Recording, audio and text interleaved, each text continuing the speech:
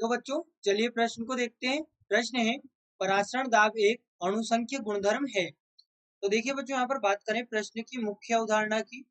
मुख्य अवधारणा तो यहाँ पर समझे कि हमारे पास में परासरण दाब होता क्या है। परासरण दाब तो बच्चों होता क्या है कि यहाँ पर मान लीजिए हमारे पास में कोई विलयन है। इस प्रकार से यहाँ पर ये विलयन है और हमारे पास में यहाँ पर ये विलयन है। विलयन में विलय और विलायक दोनों होंगे। ये यहाँ पर विलय है, यहाँ पर ये विलायक है और ये हमारे पास में विलय है। अब बच्चों हम क्या करेंगे, एक और हमारे पास में शुद्ध विलायक है। ये हमारे पास में शुद्ध विलायक होगा।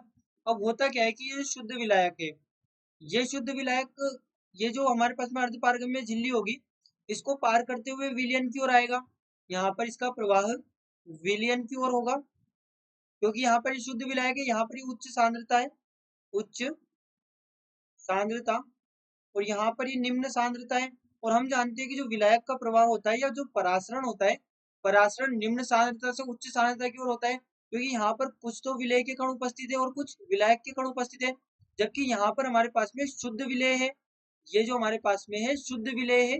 तो शुद्ध जो हमारे पास में यहाँ पर ये शुद्ध विलायक है और शुद्ध विलायक का जो प्रवाह होगा वो विलयन की ओर होगा। अब हम करते क्या है कि जो यहाँ पर विलयन है, विलयन के ऊपर लगाया जाता है दाब। यहाँ पर जो दाब लगाया जाता है, उस दाब के कारण क्या होता है कि ये जो प्रवाह हो रहा है विलायक का, ये अर्धपारगम्य झिल्ली से रुक जाता है। यहाँ पर ये जो है विलायक का प्रवाह अर्धपारगम्य झिल्ली के द्वारा हो नहीं पाता और ये केवल उतना ही दाब होता है जो कि विलायक के प्रवाह को केवल रोक देता है। यदि हम इससे अधिक दाब लगाएंगे तो यहाँ से जो विलायक है, ये विलयन से विलायक इस ओर प्रवाह करने लगेगा, जिसे हम रिवर्स ऑस्मोसिस कहते हैं। जो आरओ होते हैं पानी को शुद्ध करने के लिए, वहां पर इस प्रोसेस का यूज किया जाता है।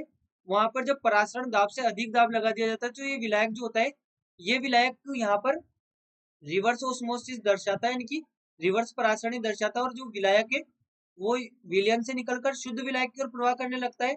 इसलिए हम कहते हैं कि यहाँ पर जो परासरण दाब है, ये केवल विलायक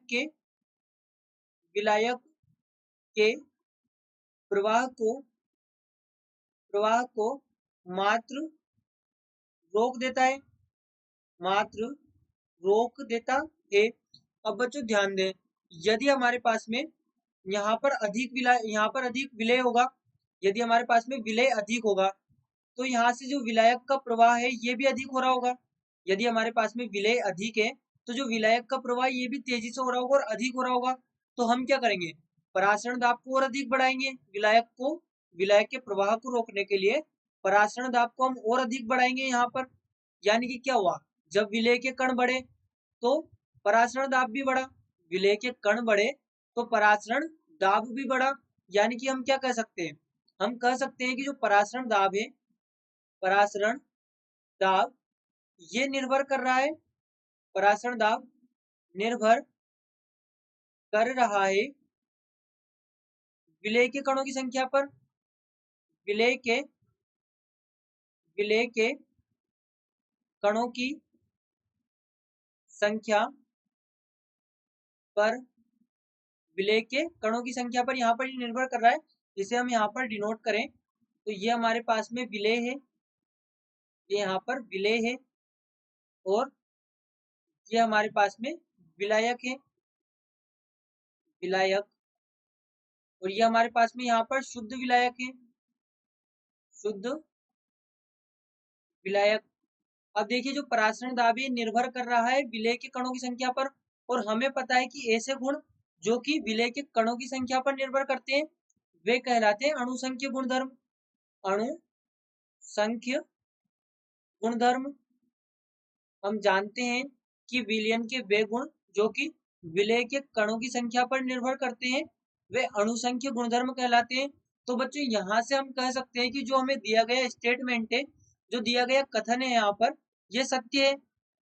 यहाँ पर हम कह सकते हैं कि ये दिया गया जो कथन है ये यहाँ पर सही है, क्योंकि परासरण दाब निर्भर करता है विलय के कणों की संख्या पर, और विलय के कणों की संख्या पर जो गुणधर्म निर्भर करते हैं वे अणुसंख्य गुणधर्म कहलाते हैं। तो यहाँ पर हम लिख सकते हैं दिया गया कथन सत्य है, सत्य है। और यही हमारे प्रश्न का उत्तर है। तो बच्चों आशा करते हैं आपको प्रश्न समझ आया होगा। धन्यवाद।